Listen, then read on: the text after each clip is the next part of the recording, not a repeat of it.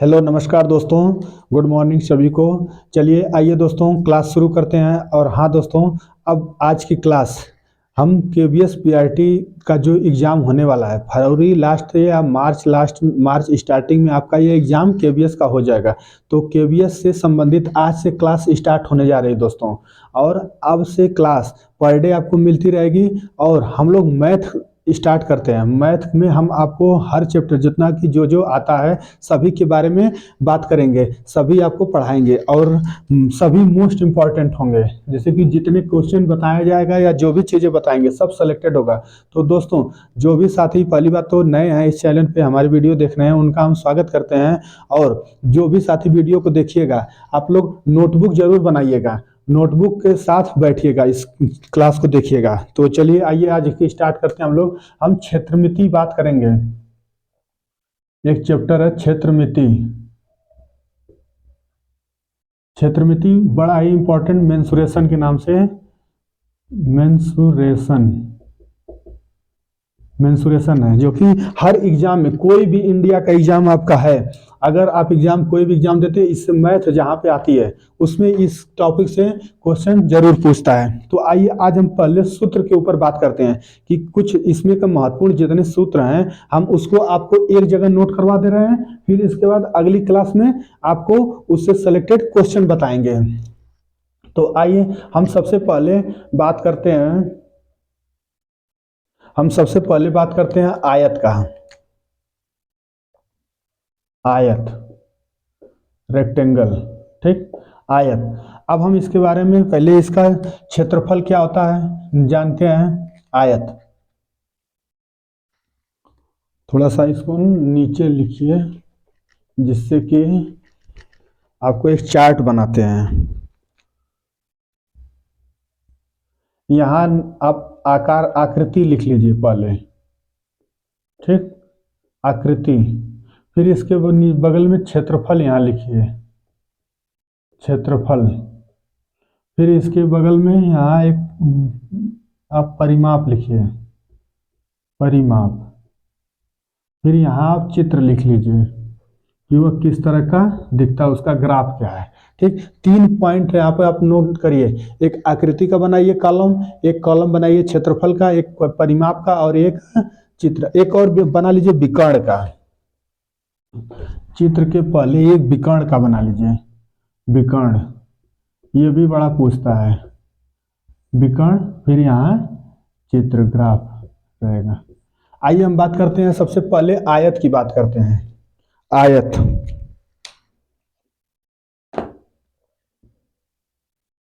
आयत। तो देखिए सबसे पहले हम चित्र में बना लेते हैं कि क्या आयत किस तरह का दिखता है। आयत कुछ इसी तरह का दिखता है, जिसकी लंबाई चौड़ाई बराबर हो उसको आयत बोलते हैं। आयत का क्षेत्रफल होता है लंबाई गुना चौड़ाई। आयत का क्षेत्रफल ये हो गया। फिर आयत का परिमाप के बारे में बात कर लेते हैं। परिमाप का मतलब होता है कि जो यह बाउंड्री लाइन किसी का भी परिमाप, आपको आज एक ऐसा तरीका बता रहे हैं दोस्तों कि परिमाप अगर किसी का निकालना है कोई भी आकृति का, तो उसका मतलब समझिए उसकी जो बाउंड्री दी रहती है। देखिए यह बाउंड्री है ना, चारों तरफ की चारों लाइन जो है, तो यही इसका परिमाप होता है, बाहरी किनारा है। तो परिमाप का सूत्र होता है निकालने के लिए 2 गुना लंबाई धन चौड़ाई। अब ये फार्मूला कैसे आया है देखिए, अगर यह हमारी लंबाई है और यह चौड़ाई है और यह भी लंबाई होगा यह भी चौड़ाई होगा, तो चारों को जोड़ दीजिए, लंबाई गुना चौड़ाई गुण फिर लंबाई फिर चौड़ाई। तो देखिए यही होगा ना, 2l प्लस 2 भी होगा, 2 कॉमन ले लीजिए, l प्लस b बचेगा। वही चीज हम यहाँ लिखे हैं। परिमाप का मतलब क्या, 2 गुणा लंबाई धन चौड़ाई। और यहाँ सूत्र से भी आप देख सकते हैं, कॉन्सेप्ट से यही आया है, ठीक। तो अब हम बात कर लेते हैं कि यह परिमाप हो गया। अब एक विकर्ण होता है। विकर्ण क्या होता है, यह देखिए यह विकर्ण होता है, एक सिरे से दूसरे सिरे को मिला दिया जाता है, तो यह विकर्ण कहलाता है। विकर्ण की निकालने का फॉर्मूला होता है √l² प्लस b², ठीक ना। देखिए फिर आगे बात कर लेते हैं हम लोग सेकेंड नंबर पे, वर्ग। वर्ग मतलब स्क्वायर। स्क्वायर का क्षेत्रफल क्या होता है, तो यह होता है साइड का स्क्वायर, भुजा का वर्ग। या कहिए साइड का स्क्वायर। परिमाप क्या होता है, तो इसी तरह वर्ग कुछ इस तरह का दिखता है जिसकी लंबाई चौड़ाई सब बराबर हो। ठीक, देखिए अगर ये लंबाई हो गई तो यह भी लंबाई रहेगी, यह भी लंबाई, यह भी लंबाई, या चारों भुजाओं को हम कहिए तो ए मान लेते हैं। अगर ए मान लीजिए कि यह भुजा ए है तो ए ए ए ए चारों मिलके कितना हो जाएगी 4 है, और विकर्ण कितना हो जाएगा, तो विकर्ण हो जाएगा a√2। ये डायरेक्ट फार्मूला। देखिए क्या होता है दोस्तों, एग्जाम में अगर हमें फार्मूला मालूम रहता है तो हम डायरेक्ट लगा के सवाल नोट कर लेंगे, तुरंत लगा देंगे, उसको कैलकुलेशन पे कर देंगे। अगर हमें ये फार्मूला नहीं मालूम रहेगा विकर्ण का, तो हमको इस तरह से ग्राफ बनाना होगा, फिर इसके बाद उसको विकर्ण वहां से निकालना होगा, तो टाइम टेकन लगेगा। इसलिए टाइम बचाने के लिए आपको यह सूत्र अगर मालूम है तो तुरंत आप इसको रखेंगे, सवाल आपका सॉल्व हो जाएगा। ये तो बात हो गई विकर्ण का। अब थर्ड नंबर पे हम लोग बात कर लेते हैं त्रिभुज का। त्रिभुज, ठीक, त्रिभुज का क्षेत्रफल। अब देखिए यहाँ पे त्रिभुज कई प्रकार के होते हैं, भुजाओं के आधार पर त्रिभुज होते हैं और कोण के आधार पर त्रिभुज होते हैं। तो हम एक त्रिभुज जो कि चर्चित त्रिभुज है, चर्चित फार्मूला है, उसी पे बात करते हैं। तो देखिए त्रिभुज का क्षेत्रफल निकालने का एक बहुत ही बढ़िया सूत्र होता है, 1/2 गुना आधार गुना ऊंचाई। 1/2 गुना आधार गुना ऊंचाई। ठीक, ये एक तो फार्मूला हो गया। एक फार्मूला होता है हिरोन्स फार्मूला, उससे भी त्रिभुज का क्षेत्रफल निकल जाता है। तो आइए उसको भी नोट कर लेते हैं, क्या होता है हिरोन्स फार्मूला। यहाँ नोट कर लीजिए, हेडिंग डाल दीजिए हिरोन्स फार्मूला। हिरोन्स फार्मूला, ठीक। अब देखिए यहाँ पे यह क्या होता है, तो इसका मतलब होता है एक सूत्र होता है, under root S, S minus A, S minus B और यस माइनस सी। अब यस क्या है, तो यस हमारा अर्ध परिमाप होता है। यस बराबर एक सूत्र यहाँ फिर निकल के आता है, A plus B plus C by 2। यह यस बराबर होता है, खाली यह यस बराबर होता है A plus B plus C by 2। और फार्मूला क्षेत्रफल निकालने के लिए, क्षेत्रफल निकालने के लिए क्या यूज करेंगे, under root S, S minus A, S minus B और यस माइनस सी। और अगर हमें यस कहां से निकलेगा तो त्रिभुज इस तरह से रहेगा, देख लीजिए फिगर में, ये हमारा त्रिभुज हो गया।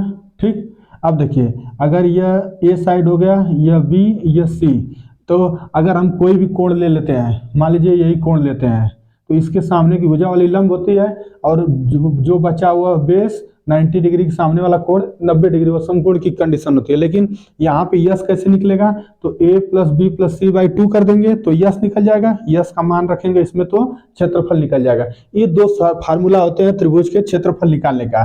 एक होता है 1/2 गुणे आधार गुणे ऊंचाई, और एक इस तरह से भी आप फार्मूला से सॉरी निकाल सकते हैं। फिर आगे हम लोग बात कर लेते हैं, इतना नोट करिए, फिर इसके बाद बात करते हैं हम दोस्तों।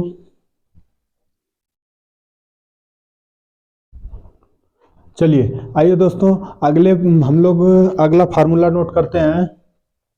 अब देखिए आयत हो गया, वर्ग हो गया, त्रिभुज हो गया, फिर एक आते हैं हम लोग समांतर चतुर्भुज। तो आकृति में नोट कर लीजिए समांतर चतुर्भुज। समांतर चतुर्भुज, समांतर चतुर्भुज का क्षेत्रफल क्या होता है, तो समांतर चतुर्भुज का क्षेत्रफल होता है आधार गुना ऊंचाई, आधार गुना ऊंचाई। यह तो इसका हो गया क्षेत्रफल। अब हम लोग परिमाप की बात कर लेते हैं। परिमाप क्या होता है, तो इस तरह से ग्राफ आप लोग बना लीजिएगा, परिमाप। ठीक, परिमाप बराबर क्या हो जाएगा, तो परिमाप बराबर हो जाएगा 2 गुना लंबाई धन चौड़ाई। ये तो हो गया समचतुर्भुज का परिमाप। फिर इसके बाद आगे बात कर लेते हैं, समांतर चतुर्भुज का क्षेत्रफल हो गया, परिमाप हो गया। फिर समचतुर्भुज का क्षेत्रफल के बारे में बात कर लेते हैं हम लोग। समचतुर्भुज, यह देखिए इंपॉर्टेंट है। समचतुर्भुज बहुत लोगों को नहीं मालूम रहता है। समचतुर्भुज का क्षेत्रफल क्या होता है, तो समचतुर्भुज का क्षेत्रफल होता है 1/2 गुने पहला विकर्ण गुणे दूसरा विकर्ण। यह D1 D2 डायगोनल है, विकर्ण है, पहला विकर्ण गुणे दूसरा विकर्ण। ये हो गया समचतुर्भुज का क्षेत्रफल निकालने का फार्मूला। फिर बात कर लेते हैं समचतुर्भुज का परिमाप निकालने का क्या होता है। चारों भुजाओं का योग मतलब 4a। ठीक, चारों भुजाओं का योग कर देंगे तो यह समचतुर्भुज का परिमाप निकल जाएगा। फिर हम लोग बात कर लेते हैं समलंब चतुर्भुज का क्षेत्रफल।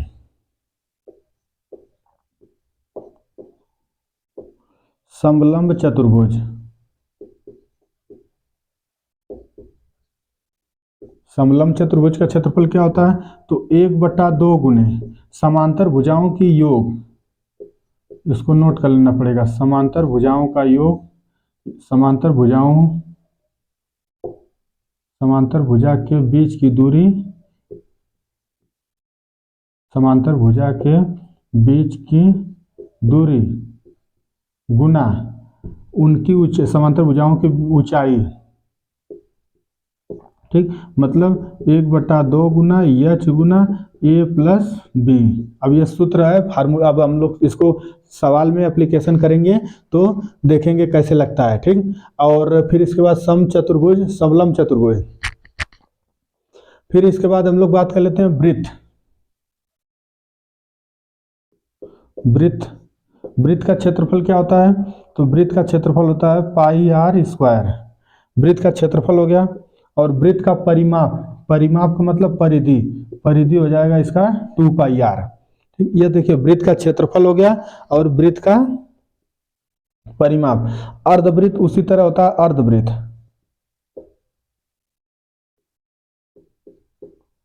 अर्धवृत्त का क्षेत्रफल, अर्धवृत्त, इसको भी नोट कर लीजिए। तो अर्धवृत्त का क्या हो जाएगा, यह बस इसी के अपान 2 लग जाएगा, आधा हो जाएगा इसका, तो 12πr²।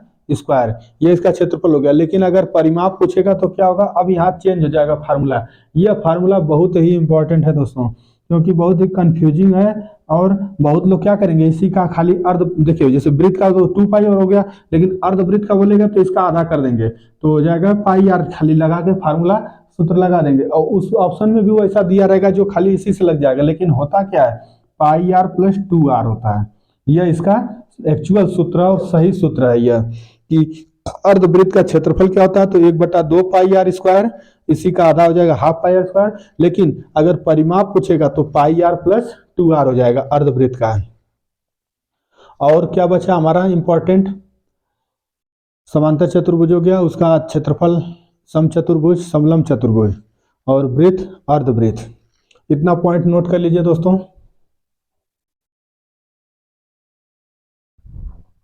चलिए आइए दोस्तों, अगला हम बात करते हैं वृत्त का त्रिज्यखंड। अभी तक तो वृत्त हो गया, अर्धवृत्त हो गया, अब हम लोग वृत्त का त्रिज्यखंड के बारे में फिर एक सूत्र होता है, इसको भी नोट कर लेते हैं।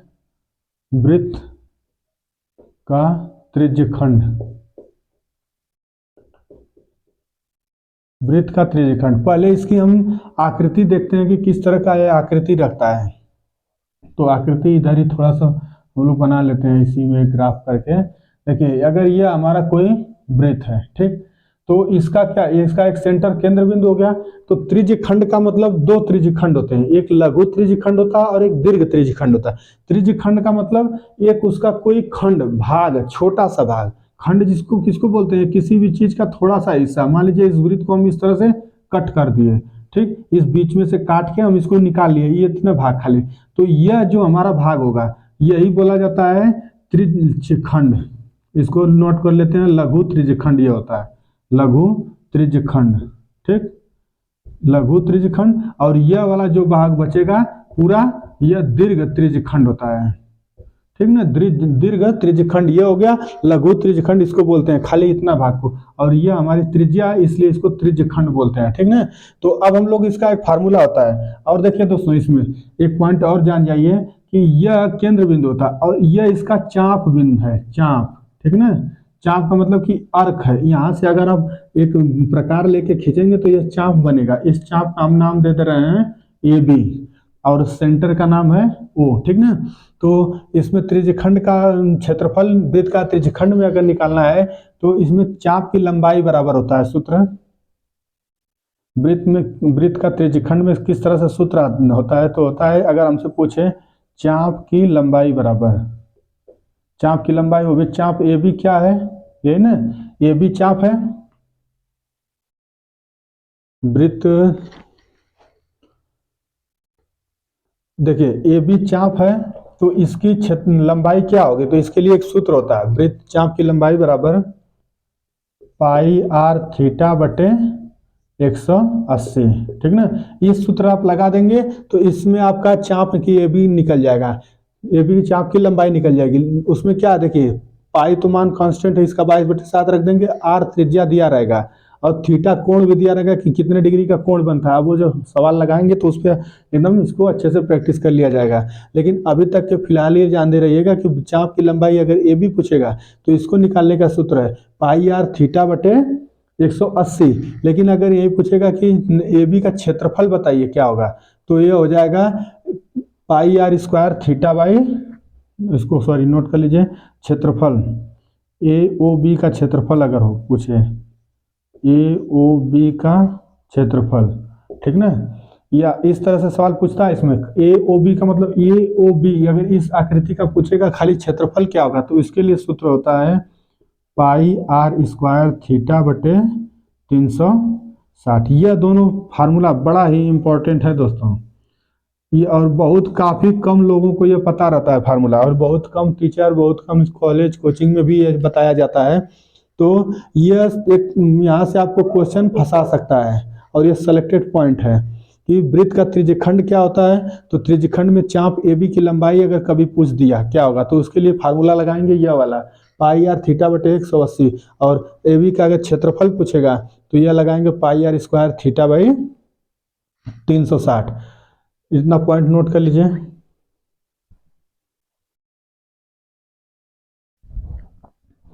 आइए दोस्तों, कुछ और इसी तरह का इंपॉर्टेंट पॉइंट, एक बहुभुज से क्वेश्चन बनता है, आइए उसको हम लोग बात कर लेते हैं, बहुभुज, और यह भी बहुत इंपॉर्टेंट है।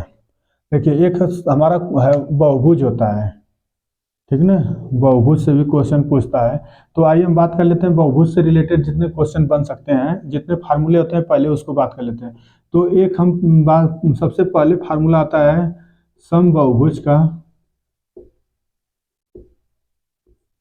बहुभुज मतलब क्या होता है, पहले तो ये जानना चाहिए बहुभुज क्या होता है। तो बहुभुज मतलब कि ऐसी आकृति जिसमें कई भुजाएं, मतलब दो से ज्यादा भुजाएं रहे, 4 6 8 कितना हो दो से दे सकता है वह, ठीक ना, उस प्रकार की आकृति को बहुभुज बोलते हैं, जिसमें बहुत ज्यादा आकृति हो, कई आकृतियां हो।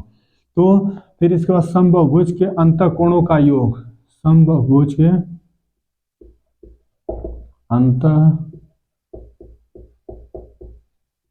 समबाहुभुज के अंतःकोणों का योग, अगर कभी पूछ दिया फार्मूला में कि बहुभुज के अंतःकोणों का योग क्या होता है, तो इसके लिए फार्मूला देखिए दोस्तों, एकदम n-2 इंटू 180, यह फार्मूला लगा देंगे आप तो तुरंत इससे निकल के आ जाएगा कि कितने डिग्री का कोण बना रहा है, मतलब बहुभुज के अंतःकोणों का योग कितना है, तो हो जाएगा n-2 इंटू 180 180। अब बहुभुज अंतःकोणों का मान कितना होगा, मतलब एक अंतःकोण का मान कितना होगा, अगर कभी पूछ दे एक अंतःकोण का मान, एक अंतःकोण का मान, एक अंतःकोण का मान, ठीक। अगर एक अंतःकोण का मान पूछेगा तो क्या होगा, इसी फार्मूला में n से बस डिवाइड कर दीजिए, तो n-2 इंटू 180 बटा n, यह फार्मूला लगा दीजिएगा आप कब के लिए, जब पूछे मान पूछे, ठीक ना, अंतःकोणों का मान पूछेगा तो यह फार्मूला, मतलब एक कोण पूछ रहा है, और जब अंतःकोणों का योग पूछेगा तो n-2 इंटू 180। और एक अंतःकोण हो गया, अब एक बाह्य कोण होता है, उसका भी नोट कर लीजिएगा, समबाहुभुज के बाह्य कोणों का योग, बाह्य कोण,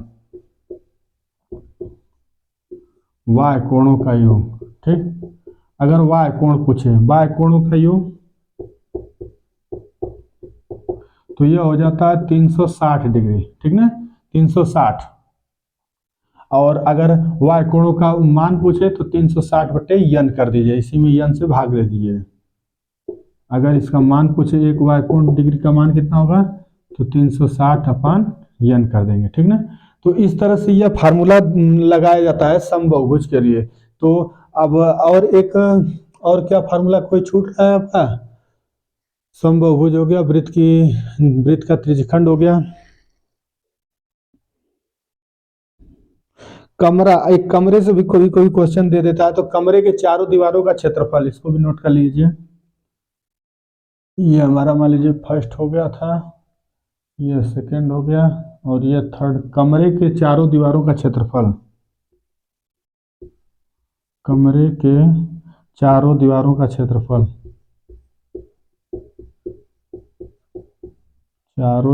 कमरे के चारों दीवारों का क्षेत्रफल बराबर, कमरा भी देखिए घनाकार की आकृति का होता है, तो इसका फार्मूला होता है, नोट कर लीजिए, 2l+b इंटू एच।